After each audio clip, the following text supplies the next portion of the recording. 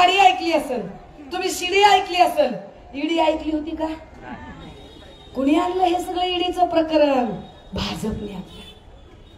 ती भाजपा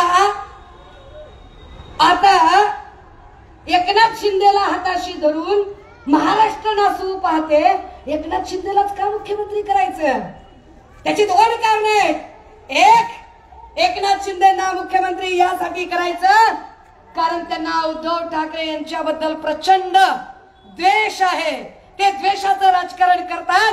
त्या द्वेषाचं राजकारणापोटीच ते त्यांच्याच भावकीतला एक जण फोडून दिवस रात्र त्याला फक्त आणि फक्त ठाकरे घराण्यावर आणि मातोश्रीवर टीका करण्यासाठी सुपारी देतात. तेही सुपारी घेऊन दिवस रात्र बोलत राहतात. मला त्यांच्यावर अजिबात बोलायचं नाही बरं का. मी गिनतीतच धरत नाही तो उमेदवार. अरे साधं गणित आहे राजे हो.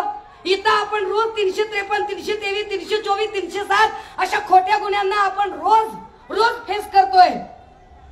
आणि जी उमेदवार त्यांनी उभा केला, साधी 149 ची नोटीस दिल्यावर जो लेडीज कॉन्स्टेबलला धक्का मारून पळून जातो, तो आपलं काय रक्षण करणार आहे? असला पळपुटा उमेदवार आपले रक्षण काय करतोय? हाय असल्या ह्यांच्याच्याला काय होत नसतंय. त्याच्यामुळं एका वाक्यात विषय संपवायचा. घ्या 200 करा तिकडे काय करा, काही बोलायचं नाही त्याच्यावर. आपण come to the point. Point काय चालला होता? भाजपचा चालला.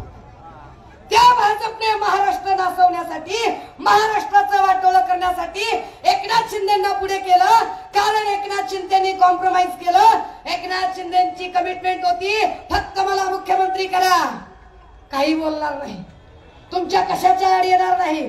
तुम्ही किती पण उद्योग गुजरातला गेले, आळीमिळी चुपचुली करून राहील, गप्प बसेल मी. एवढ्यासाठीच तर केलं. राजे हो, ही निवडणूक फक्त एक आमदार निवडून देण्यासाठीची नाही. ही निवडणूक महाराष्ट्र कधीही दिल्ली समोर झुकला नाही, झुकणार नाही हे सांगण्यासाठी आहे.